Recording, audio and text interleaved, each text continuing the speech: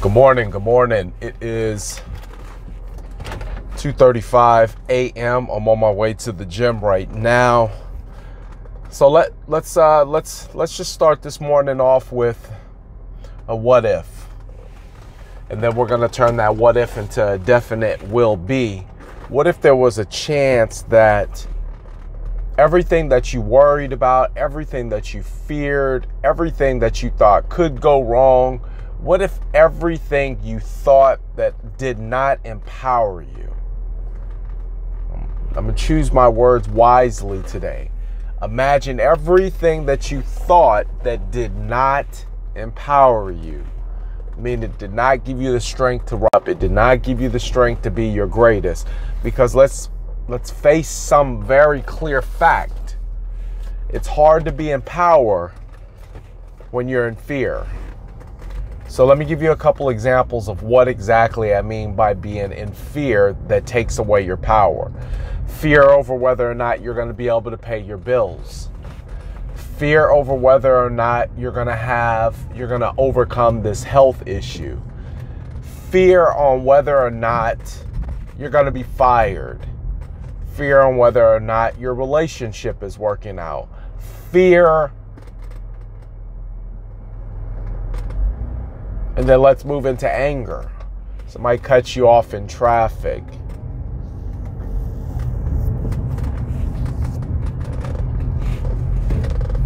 Maybe they didn't make your coffee right at Starbucks. Right? I've seen that make people irate. Maybe your kids didn't listen. Maybe you're a kid and your parents didn't listen.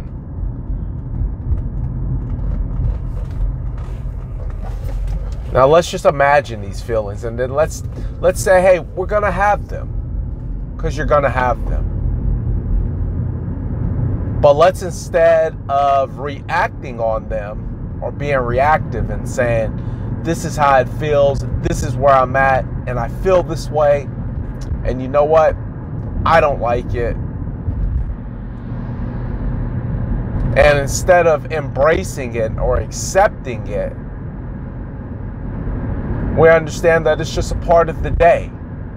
It's just a part of things that are going to happen. It's kind of like if rain just started falling out the sky. It's outside of my control. It's not my issue. The best I can do when it rains outside, if I know it has the tendency, is to have an umbrella on hand. But I can't cry because I just had the car washed. I can't cry because I plan on going for a morning run. All you can do is prepare. And all you can do is reflect. See, the reflection part is what allows you to be prepared with an umbrella. It's the reflecting part that this isn't the first time you've had financial issues. Maybe the fact that they keep repeating is just trying to tell you that you need to pay attention to what you're doing.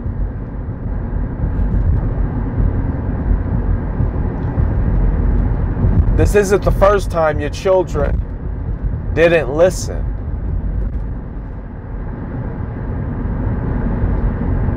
But I remember this thing by Les Brown. He said, stop fussing at your children. They're a reflection of you.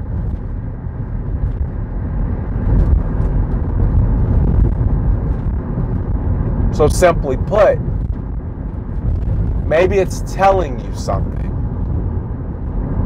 God is always speaking to you. In Moses' case, he used a burning bush. In Abraham's case, he used a lamb.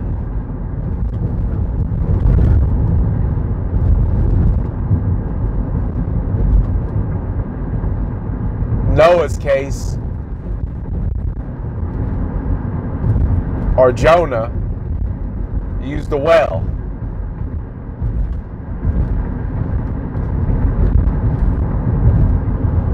So let's just imagine. Let's play a real imagination game. And the real imagination game goes a little bit something like this. Things are going to happen. But let's imagine that you've already seen it. You already know how it's going to end. You already know how it's going to turn out. So when you already know what the outcome is going to be, we don't typically fear anything. I remember going on roller coasters, and I eventually got to the point and I said, hold on. This thing's going to go up. It's going to go down. It's going to go roo, roo, roo, and then it's going to come to a stop. But the first time I got on a roller coaster, I remember being scared. It was the Matterhorn. It was at Disneyland, and I was literally crouched down on the bottom of the floor, squeezing my dad's legs.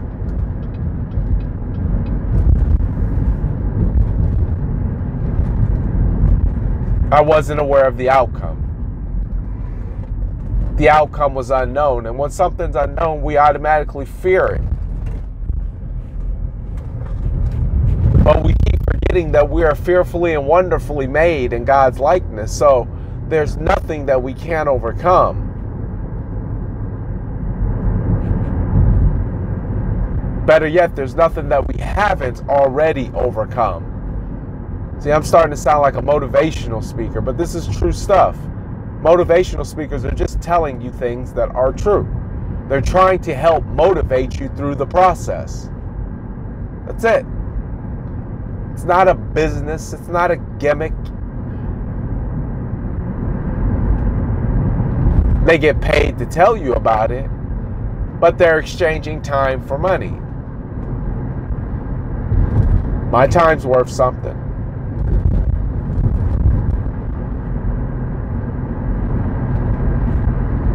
So we know that we'll overcome it. So why are we constantly in that fearful state of mind? We forget. We don't reflect. We don't recall. We don't remember.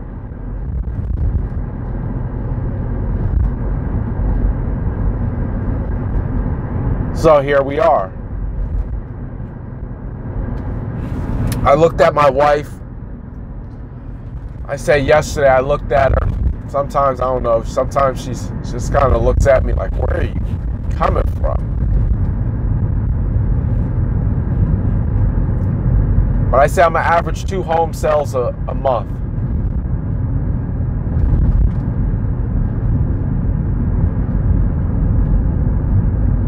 She said, oh yeah? How so?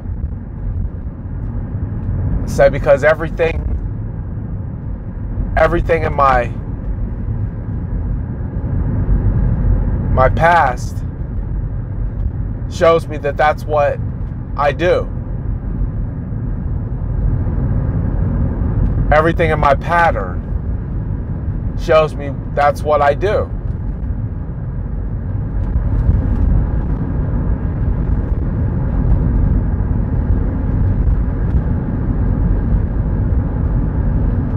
So I said, why worry? If I'm going to do this many transactions, I'm going to make this kind of money, then I know I'll have the money to pay for whatever needs to be taken care of. All I really have to do is just do what I've been doing. I said, that's where I can become content. I said, but if I want more, I got to push past that. And most of the time when I'm talking to like literally one person. If the whole world was listening to me, there's one person that needed to hear exactly what I said. Everything that you're going through, you've already went through. You already have the power inside of you to get through. Now it's up to you on whether or not you want to stay at the status quo, or you want to rise up and elevate to your truest greatness. I would prefer to rise up to my truest greatness once I know that fear is something simply intended to empower me or to take away my power.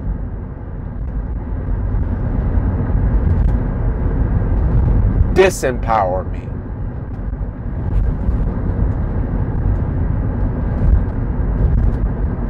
I would rather reflect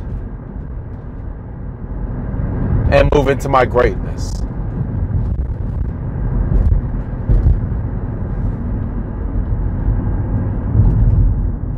You're never too brainwashed. You're never too you're never too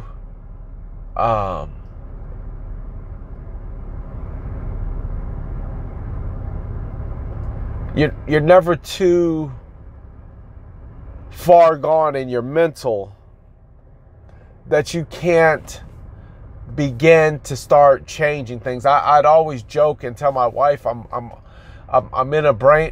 brainwashing.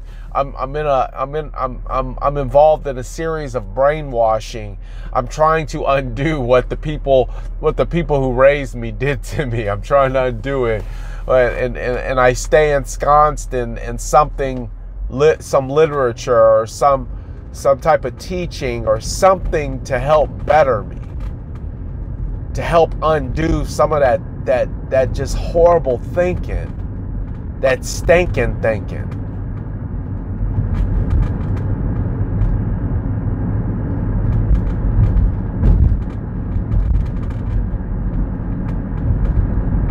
And am I right about everything I say or do? Probably not.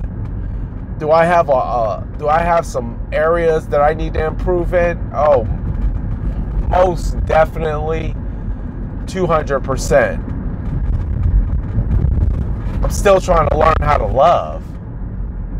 Like, you'd be like, well, wow, that's crazy. How are you trying to learn how to love? Because all I've ever known was tough love. Tough love is good, but compassionate love is better. Empathetic love is good. Tough love is good, but it's not suitable for all occasions.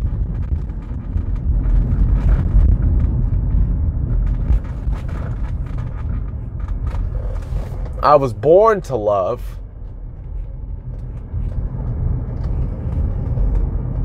but somewhere along the way, I got deprogrammed out of that.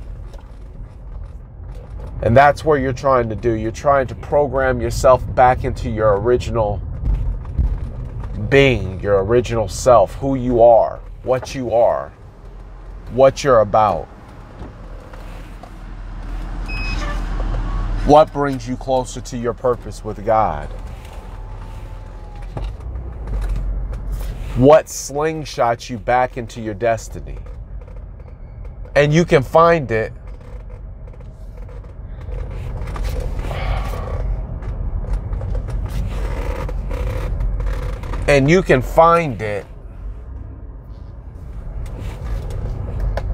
You have to simply be mindful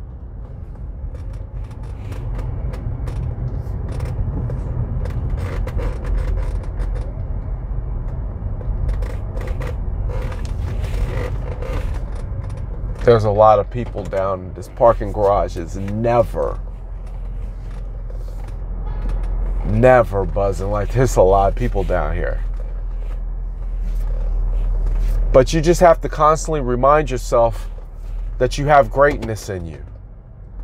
I don't care how long you got to say it, how long you got to do it. You got to just keep reminding yourself you have greatness in you. But your greatness is not to be flaunted as pride or ego or boastfulness. Your greatness is supposed to be portrayed in a way of love and giving. And that's somewhere that I'm working at, because there's a lot of things I'm really great at, but there's things that will make me a better man, a better person than just how to make money. So you want to move out of those things that don't power you, that don't give you the power that you need to step into your greatness, so that at the end of the day, you can be the best possible you that God created you to be. And it doesn't matter if it takes you forever. That should be your goal.